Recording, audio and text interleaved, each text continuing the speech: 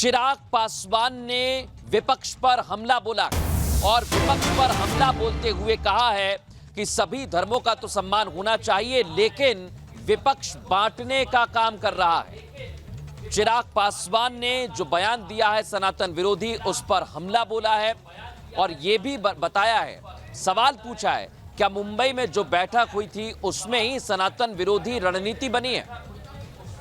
समाज को विपक्ष बांटने का काम कर रहा है और यह भी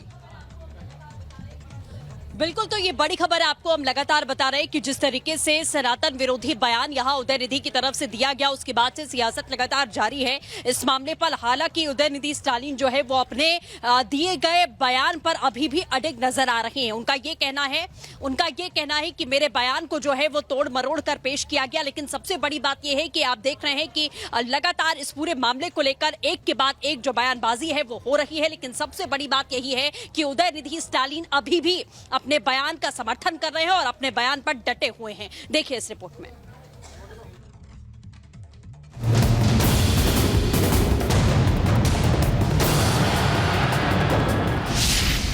सनातन के अपमान पर संग्राम।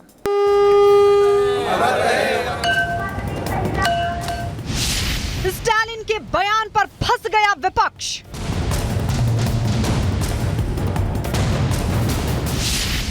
विपक्षी गठबंधन पर बीजेपी का प्रहार।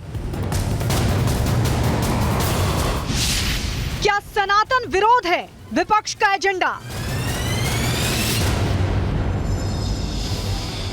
सनातन धर्म पर उदयनिधि स्टालिन के दिए गए बयान को लेकर विरोध थमने की बजाय बढ़ता जा रहा है।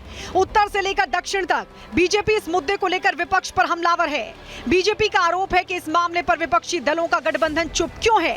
क्या सनातन को समाप्त करने के उदयनिधि के बयान से कांग्रेस के नेता सहमत हैं?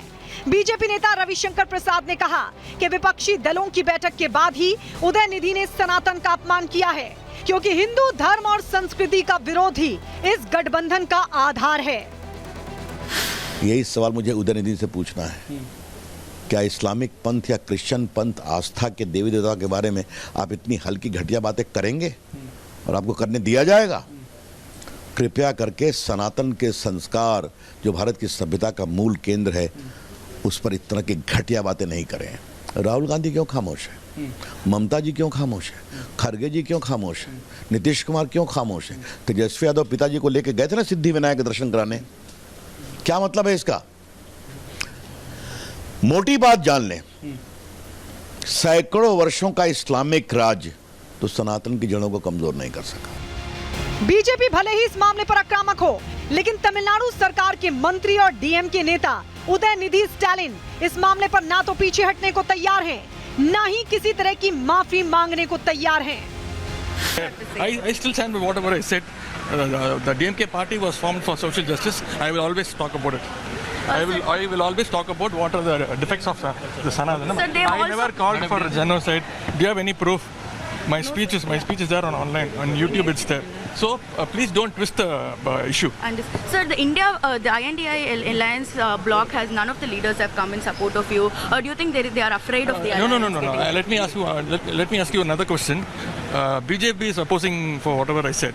BJP's alliance party, ADMK, did you ask them? Have they commented about it? वहीं बाबा बागेश्वर ने भी उदयनिधि स्टालिन को रावण की विचारधारा मानने वाला बता दिया है। बाबा ने कहा कि सनातन न खत्म हुआ है, न सनातन को कोई खत्म कर सकता है। रावण के खानदान के लोग हैं। अगर ऐसा भारत में रहने वाले किसी भारतीय ने कहा, ये भारत में रहने वाले समस्त सनातनियों के दिल पर उन्होंने चोट पहुंचाई है।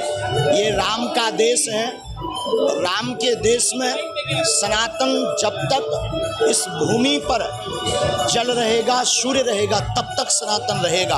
और ऐसे लोग बहुत आए और चले जाएंगे। वैसे ज्यादा जानवरों को जवाब नहीं देना चाहिए। दिल्ली बीजेपी के नेताओं ने भी तमिलनाडु के मंत्री उदयनिधि स्टालिन का विरोध किया। दिल्ली में मौजूद तमिलनाडु हाउस पहुंचकर दिल्ली बीजेपी अध्यक्ष वीरेंद्र सचदेवा और बीजेपी सांसदों ने ज्ञापन सौंपा। इन नेताओं ने उदयनिधि से माफी मांगने की मांग की। उदयनिधि स्टालिन के बयान से सहमत हैं या नहीं है, ये जवाब अरविंद केजरीवाल को देना होगा। स्टालिन ने सोशल मीडिया काफ़ी ज़्यादा जो पोस्ट की है, उसने कहा है कि मैं कानूनी कार्रवाई से सहमत हूँ और आगे भी जो है ये भगवत धमकी से डरने वाला नहीं है। वो अपनी फेस सेविंग के लिए जो कह रहे करने दीजिए, इसमें जो कानूनी कार्रवाई करनी है वो भी करेंगे, लेकिन उदयनिधि स्टालिन इस घिनौनी टिप्पणी के लिए देश की जनता तुम्हें माफ़ नहीं करेगी। हम इसमें कानूनी रास्ता अख्तियार कर रहे हैं। हमने ज्ञापन दिया है तमिलनाडु हाउस पे और हम मांग करते हैं कि माफ़ी मांगिए, इस बयान को वापस लीजिए, देश के सर्वधर्म समभाव को मत बिगाड़िए। लेकिन अगर इसके बाद भी नहीं मानेंगे तो संवैधानिक रास्ते हैं, हम उस संवैधानिक रास्ते पे चलेंगे। हमें इसमें एक बहुत बड़ी साजिश की बू आ रही है। जिस समय ये बयान दिया गया है उस समय देश में G20 का बड़ा समिट है और जिसने बयान दिया वो पूरी तरह से लिखा हुआ बयान है। दूसरी तरफ भले ही विपक्ष के अधिकतर नेता इस मामले पर चुप्पी साध रहे हैं, लेकिन आम आदमी पार्टी के नेता इस मामले में सफाई देने के लिए सामने आ गए। केंद्रीय मंत्री अनुराग ठाकुर ने कहा कि सनातन को कोई मिटा नहीं सकता है, तो आपके सांसद संजय सिंह ने कहा कि लोगों को बीजेपी से हिंदुत्व समझने की जरूरत नहीं है। तुम और तुम्हारे मित्र रहे ना रहे, सनातन था, सनातन है और सनातन रहेगा। ये बार बार प्रयास घमंडिया गठबंधन के एक के बाद दूसरे नेता ने किया है हिंदुओं पर वार करने का, चाहे वो शब्दों से हो, बम से हो या उनको कुचलने की बात हो। रामनामी का जुलूस अगर बंगाल में निकलता है तो बम और गोली चलाई जाती है। बिहार में रामायण पर और मां सीता पर अपशब्द कहने वाले और यूपी में ये घमंडिया गठबंधन के नेता नहीं थकते। हिंदू आतंकवाद कहने की होड़ कांग्रेस में एक के बाद दूसरे नेता की लगी।